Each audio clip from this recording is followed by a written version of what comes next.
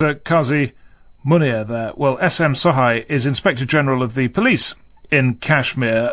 What does he make of the allegations contained in the WikiLeaks cable? Well, I do not know how the Red Cross could have accessed that information, because they normally would not have access to these kind of locations. So it's a completely unfounded and I'm afraid something that has come out of some propaganda that is taking place. What sort of locations would they not have access to?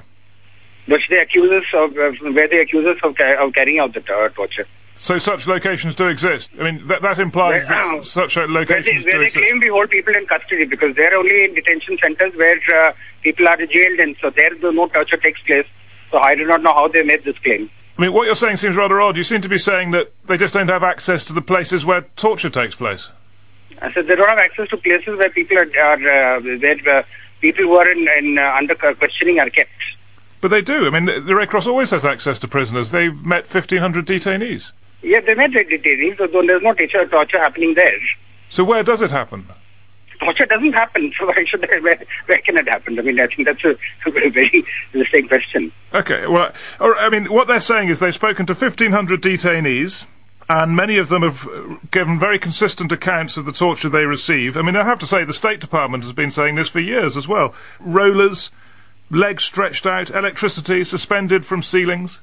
Well, if it is consistent and it has the same kind of thing, it could also be the product of consistent propaganda, because a lot of false allegations are made, and this is a routine kind of thing that is made up in any kind of a conflict situation, where the state apparatus is accused of carrying out torture, which is a standard allegation made against most security forces. The same kind of allegations have been made against the United States also. Yeah, but there's a difference, isn't there? Because when the United States was accused of it, the authorities there tried to investigate it, tried to find out what had happened, owned up to what had happened, and condemned it, and even, in some limited cases, admittedly, but in some cases, charged people. We have also investigated cases wherever there has been high-handedness, and people have been punished for it.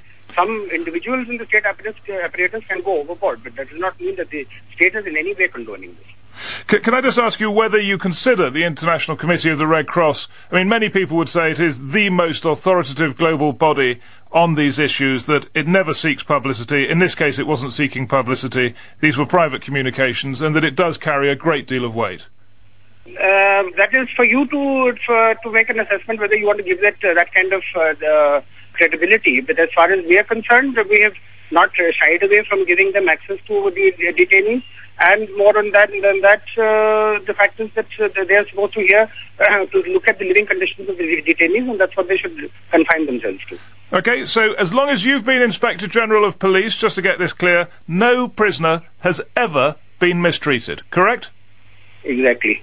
Blanket denial from SM SAHAI, Inspector General of the Police in Kashmir. Well, Murtaza Shibli is a London-based Kashmiri journalist